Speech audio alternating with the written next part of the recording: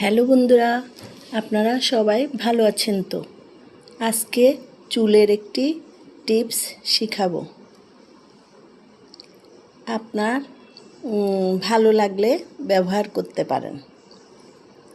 আমি প্রথমে কি উপকরণ নিলাম: ডিম, মেহেদি পাতা, আমলকি, জবা ফুলের পাতা, মেথি, ফ্ল্যাক্স সিডস, অ্যালোভেরা, মধু সব একত্রে মিশিয়ে ব্লেন্ড করে নেব।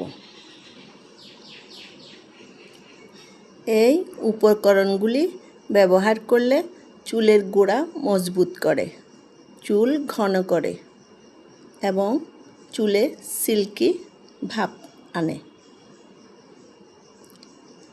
চুল লম্বা হতেও সাহায্য করে।